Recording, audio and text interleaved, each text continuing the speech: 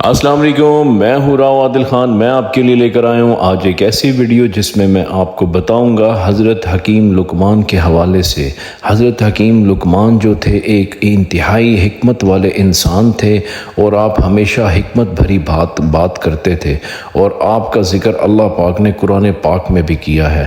حکیم لقمان نے اپنی ساری زندگی میں کچھ نصیحتیں اپنے بیٹے کو کی، ان میں سے 10 نصیحتیں آج میں آپ کے ساتھ شیئر کرتا ہوں کہ آخر وہ کون سی ایسی 10 نصیحتیں ہیں جو انہوں نے اپنے بیٹے کو بتائیں۔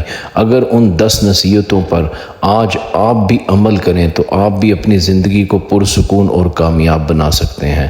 حکیم لقمان نے اپنے بیٹے سے کہا، اے میرے بیٹے، میں نے لوہا اور پتھر سب اٹھائے ہیں، لیکن قرض سے زیادہ بوجھل کوئی چیز نہیں اٹھائی۔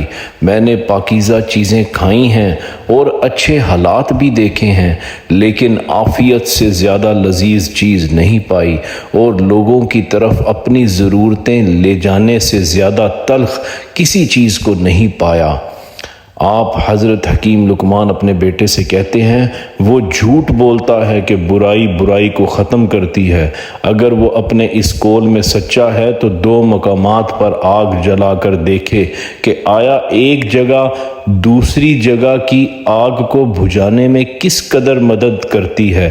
حقیقت تو یہ ہے کہ خیر اور بھلائی ہی برائی کو ختم کر سکتی ہے، بالکل اس طرح جس طرح پانی سے آگ بجھ جاتی ہے۔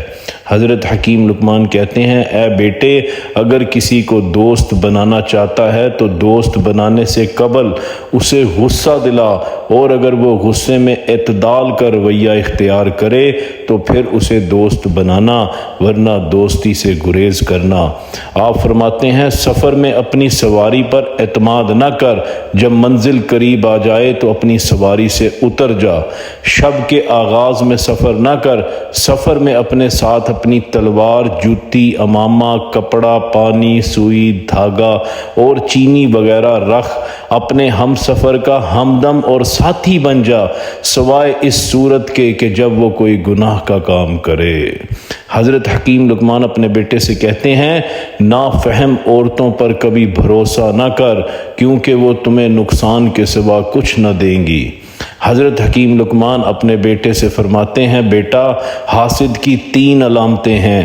پیٹھ پیچھے لوگوں کی غیبت کرتا ہے، ان کے سامنے چاپلوسی کرتا ہے، دوسروں کی مصیبت پر خوش ہوتا ہے۔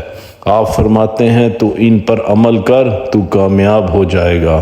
تو آج اگر ہم بھی ان 10 باتوں پر عمل کریں تو انشاءاللہ تعالی ہماری ساری زندگی پرسکون اور کامیاب گزرے گی۔ امید کرتا ہوں آپ کو میری ویڈیو پسند آئی ہوگی۔ اگر آپ کو میری ویڈیو پسند آئی ہے تو میرے چینل کو سبسکرائب کریں، بیل آئیکن کو پریس کریں، اور ایک خوبصورت سا کمنٹ کریں۔ جزاکم اللہ۔ السلام علیکم۔